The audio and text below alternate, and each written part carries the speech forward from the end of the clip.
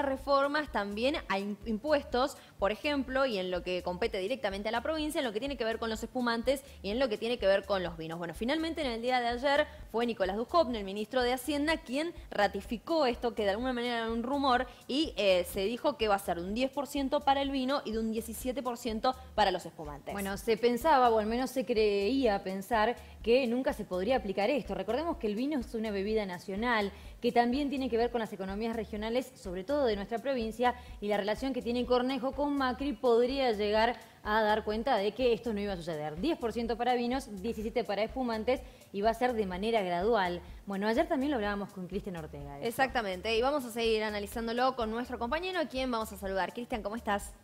Hola chicas, buenos días. Bueno, como ustedes bien explicaban, finalmente se confirmó el proyecto, porque esto también hay que tenerlo en cuenta, es un proyecto del Ejecutivo Nacional que va a enviar al Congreso respecto a la reforma tributaria, que es una gran reforma que incluye muchos aspectos que tienen que ver con beneficios para empresas que blanqueen personal, hay impuesto a la renta financiera, bueno, hay una serie de cuestiones que es mucho más amplio que el tema del vino, ¿no? Pero en Mendoza, ¿qué es lo que más impactó? Bueno, lógicamente, claro, pasar de 0 impuesto, tanto en vinos como en espumantes, a un impuesto, 10 para los vinos y 17 para los espumantes. Ayer nosotros hacíamos todo un análisis respecto a la situación del sector vitivinícola, de la caída de consumo, la apertura de importaciones, etcétera, etcétera, que daban sin duda un panorama complejo para el vino. Bueno, con ese panorama, con ese contexto, aparece Dujovne anunciando este aumento de impuestos, tanto para el vino como para los espumantes, ¿no? Bueno, hay que considerar que cualquier tipo de modificación o cuestiones que se puedan rever tienen que ser previo a que este proyecto ingrese en el Congreso. Está claro que el lobby que se tiene que hacer en el Congreso para modificar algún tipo de cuestión dentro del proyecto es mucho más difícil que el lobby que se pueda llegar a hacer con el Ejecutivo Nacional. Bueno, lo que está intentando hacer hoy el gobierno provincial, después de que ayer se reunió con todas las cámaras del sector, y dejó claro que lo había tomado por sorpresa esto también, ¿no? Porque, bueno, tanto diputados oficialistas nacionales como funcionarios han admitido que realmente esto no lo esperaban de esta manera, teniendo en cuenta incluso lo que ustedes decían, ¿no? La sintonía fina que hay entre el gobernador Cornejo y el presidente Macri, ¿no?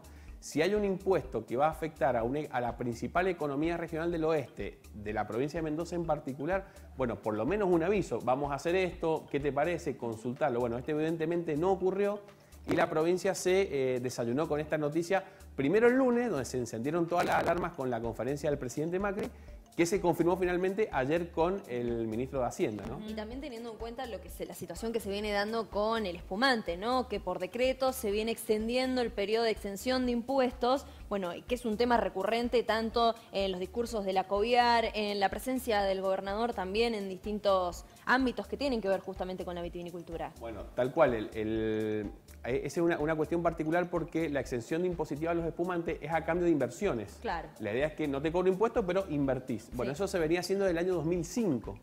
12 años de este mecanismo y de repente, bueno, de un día para el otro, el gobierno nacional lo que quiere hacer es modificar el impuesto y ponerle 17%, de 0 a 17% nada menos, ¿no? Y lo que llama la atención también, e incluso genera un poco de enojo, es la comparación con la cerveza. Entendemos, por supuesto, que son ambas bebidas alcohólicas que tienen que ver con el entretenimiento, si se quiere, parte de una cultura, el vino mucho más, pero el monopolio que hay alrededor de la cerveza, la cultura del vino, no tiene nada que ver con una con otra. Bueno, lo que decíamos recién es que el gobierno provincial va a intentar modificar el proyecto antes de que llegue al Congreso. El tema es que la declaración del ministro Dujovne no ayudan a esto, claro, ¿no? Hoy mismo justamente el ministro, en una entrevista con Radio Mitre en Buenos Aires, con Jorge Lanata, ratificaba el impuesto, decía el impuesto al vino vino para quedarse, no dio ninguna pista de querer reverlo, e incluso comparó al vino con la cerveza, y recordemos, a ver, la cerveza es un producto industrial que se hace durante todos los días del año, en cualquier horario, no depende de causas climáticas, no depende de absolutamente nada. Por eso la comparación también ha molestado tanto al sector. Tenemos ahí para ver las declaraciones de Dujovne y comentarlas respecto justamente a esto, a equiparar vino con cerveza, algo que ha molestado mucho al sector vitivinícola, que, bueno, ratificaba ayer en declaraciones a distintos medios que no son equiparables, realmente la cerveza no es equiparable.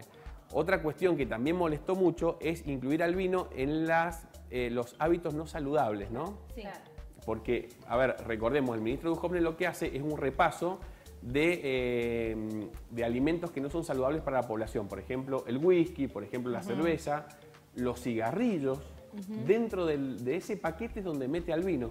Ahí estamos viendo al ministro, bueno, en el anuncio de ayer, teniendo en cuenta, bueno, esto que le decía, lo de ayer lo ratificó hoy. Es decir que, bueno, aparentemente no se va a poder modificar o la intención del gobierno provincial sería modificar el proyecto antes de que llegue al Congreso. Claro. Duhovne hoy ha sido muy claro. Claro. Como estamos leyendo en el graph, el impuesto al vino llegó para quedarse. Bueno, y asusta, pero también asusta no solamente al sector vitivinícola o al sector privado o a los mendocinos, sino también a las autoridades, porque no se ha mostrado, sobre todo el oficialismo, obsecuente con esta decisión, y eso llama la atención también. Bueno, sí, evidentemente, como decíamos recién, esto lo ha tomado por sorpresa el gobierno provincial y más allá de la sintonía y del apoyo político que tiene Cornejo con Macri, bueno, evidentemente ha sido un tema que los ha distanciado claramente, ¿no? Lo ha distanciado y lo han hecho explícito, sobre todo, bueno, la vicegobernadora Laura Montero, en una catarata de tweets publicados esta mañana, ha sido muy dura con el ministro Duhovne, ¿no? Sí, vamos a compartir cómo ha sido justamente la reacción por parte de la vicegobernadora Laura Montero durante esta jornada a través de la red social Twitter. Allí estamos viendo entonces los distintos tweets que publicó, en donde hasta incluso arroba a Nicolás Duhovne, ¿no? Bueno, arroba Nico Duhovne podría repasar el diagnóstico de la consulta en el Senado y ver políticas sugeridas. Eso hace referencia a un trabajo que hizo la propia Laura Montero cuando fue senadora nacional y que tenía que ver con toda una explicación de por qué el vino es diferente a otras bebidas alcohólicas. Bien, bien, perfecto. Bueno, tenemos también